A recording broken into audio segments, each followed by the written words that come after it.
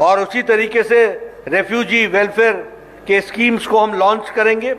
विशेष करके मतवा समाज और नमो शूद्र हमारे जो समाज है उनके लिए हम हेल्थ के लिए पुश देंगे, एजुकेशन के लिए पुश देंगे, ग्रेजुएट और पोस्ट ग्रेजुएट के लिए हम स्कॉलरशिप्स की व्यवस्था करेंगे। और इसी तरीके से बंगाल जो हमेशा एक अच्छे विचारों के लिए जाना गया है, दुर्भाग्य से यहां नक्सलिज्म भी पनपा। उस नक्सलिज्म को समाप्त करने के लिए हर प्रयास को हम पूरा करेंगे, यह भी हम आपको बताना चाहते हैं। बंगाल जो आज भ्रष्टाचार की दृष्टि से हम सबके सामने कई तरह की चर्चाएं आई हैं, उसको हम भ्रष्टाचार मुक्त रखेंगे और उस भ्रष्टाचार मुक्त का हम वातावरण बनाएंगे। उसी तरीके से ये जो इल्लीगल कोल माइनिंग हो रही है इसको भी हम रोकेंगे। इसी तरीके से ये सिंडिकेट संस्कृति को भी हम रोकेंगे और उसी तरीके से हम ग्लोबल मार्केट में लोकल प्रोडक्ट को पहुंचाने का प्रयास करेंगे।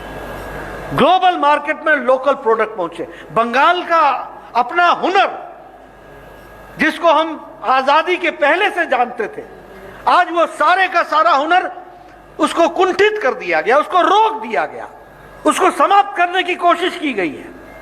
हम उस बंगाल के हुनर को फिर से वापस स्थापित करेंगे और ग्लोबल मार्केट की व्यवस्था करेंगे फॉर लोकल प्रोडक्ट्स, इसको भी हम ध्यान में रखेंगे।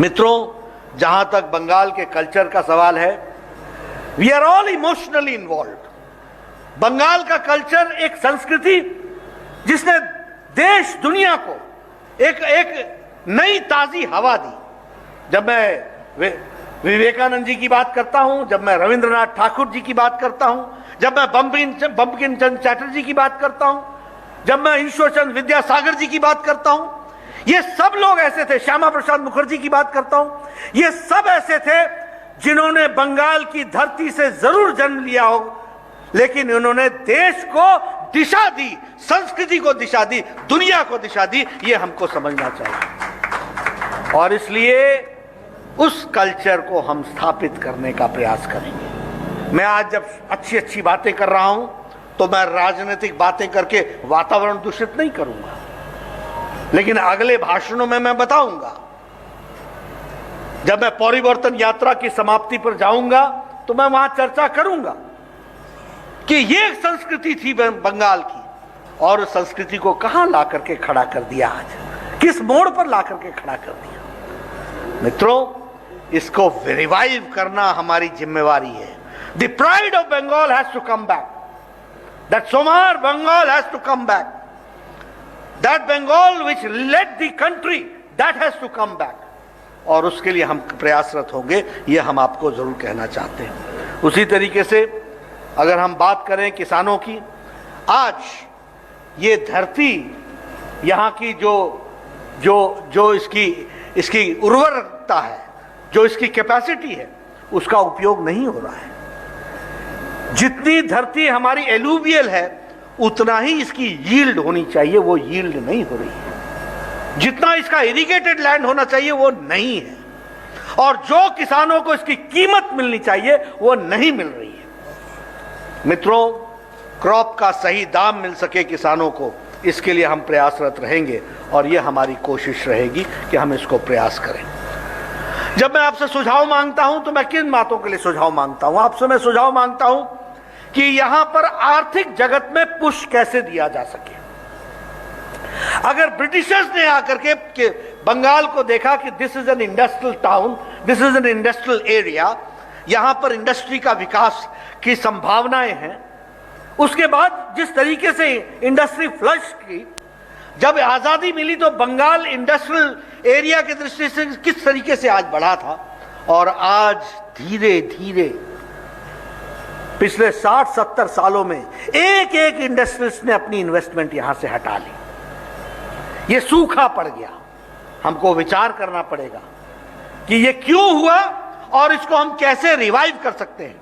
और प्रधानमंत्री मोदी जी इस बात के लिए कटिबद्ध हैं कि पश्चिम अगर विकसित हुआ है तो पूर्व को भी पूरा विकास करना है और मुख्य धारा में शामिल करना है। इस बात के लिए हम कटिबद्ध हैं।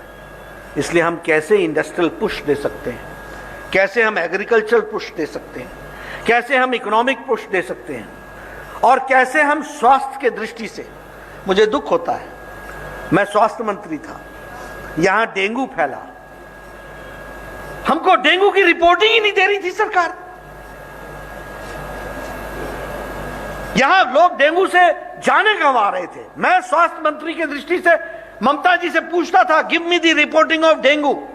वो डॉक्टरों को धमकी देती थी कि यहां से कोई रिपोर्टिंग नहीं होनी, और हमारे को रिपोर्टिंग नहीं हो रही। आप बताओ, national centre for disease control हमारे पास, आप बताओ कि हर तरीके से डिजीज को कंट्रोल करने की व्यवस्था हमारे पास।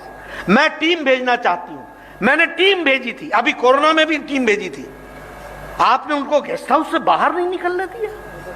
यह बंगाल की जनता के साथ अन्याय। ये हेल्थ को पुश देने की जरूरत है। आप बताइए, कोरोना में यहां पर टीम आई थी कि नहीं आई थी? सेंट्रल टीम आई थी कि नहीं आई थी? आप बताइए, डेंगू के लिए यहां टीम हमने भेजी थी कि नहीं भेजी थी?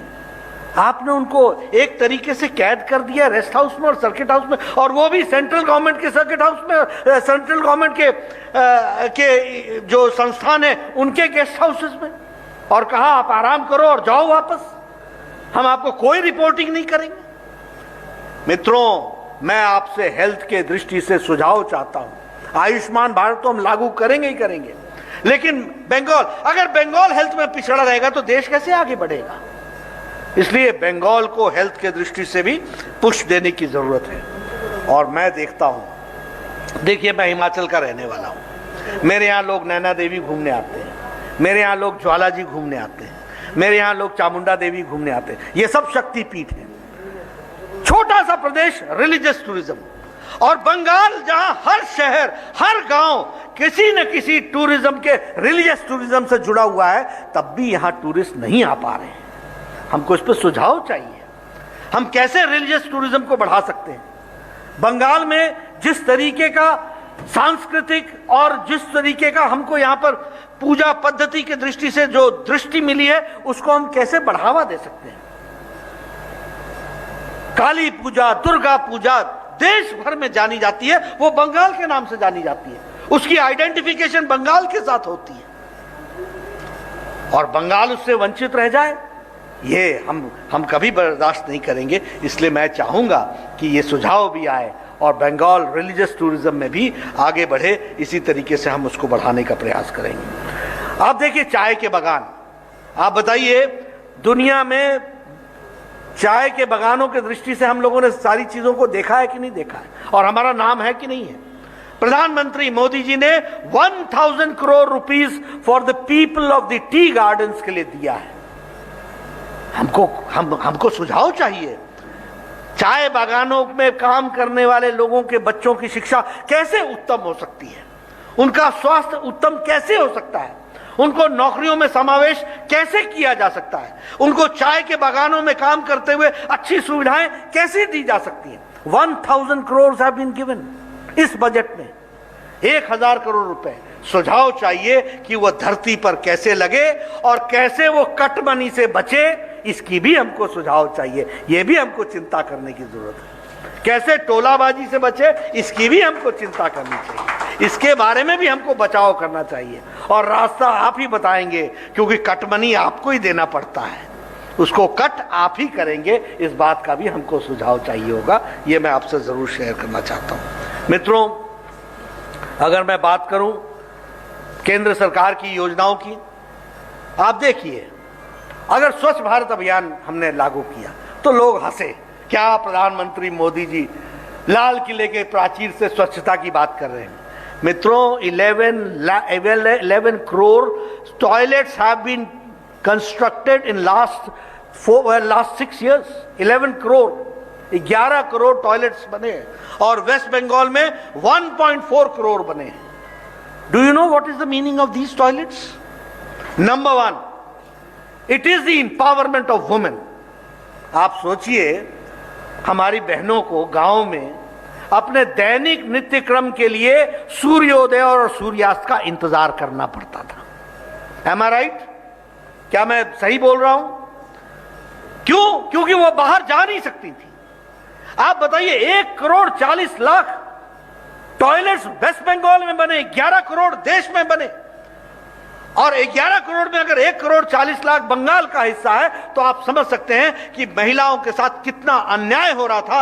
1,40,00,000 घरों में टॉयलेट बना है तो 1,40,00,000 घरों की महिलाओं का इंपावरमेंट हुआ है। इस बात को हमको समझना चाहिए, सशक्तिकरण, ये सशक्तिकरण है। दूसरी बात, बीमारी, डायरिया कम हो रहा है, हैजा कम हो रहा है, क्योंकि खुले में शौच जाने के कारण वही पानी हमको मिलता था और वही पानी पीते थे और हैजा और डायरिया होता था। आज हम हेल्थ इश्यूज को भी हम एड्रेस कर पाए। उसी तरीके से जनधन योजना, एक समय में भारत का प्रधानमंत्री स्वर्गीय राजीव गांधी कहते थे कि हम 1 रुपए भेजते हैं, 85 पैसा बीच में खर्च हो जाता था। प्रधानमंत्री जी ने कहा कि अकाउंट खोलो, जनधन खाता खोलो, तो क्या कहा, जनधन खाता खुलवा रहे हैं। आज 40 करोड़ लोगों ने जनधन खाता खोला है और बंगाल में 1,92,00,000 लोगों ने जनधन खाता खोला है। और कोरोना के दौरान महिलाओं को 500 रुपए 3 महीने के लिए लॉकडाउन में प्रधानमंत्री जी ने डायरेक्ट डिस्बर्समेंट करके डायरेक्ट उनके खाते में पहुंचाया। 20 crore women have been empowered. इस बात को हमको समझना चाहिए, ये छोटी घटना नहीं है। और बंगाल में 1,52,00,000 यानी रीचिंग 2 करोड़, 40 करोड़ में 2 करोड़ बंगाल के लोग हैं। उसी तरीके से हमारे लगभग 68 लाख लोगों को गैस का चूल्हा मिला। अब ये गैस का चूल्हा कुल मिलाकर के 8 करोड़ बांटा गया और 8 करोड़ में 78 लाख बंगाल के लोग हैं। आप देखिए कितना बड़ा बंगाल का हिस्सा है। और ये चूल्हा जलाना, मैं इसको सिर्फ चूल्हा जलाना नहीं मानता, मैं महिलाओं का सशक्तिकरण मानता हूं।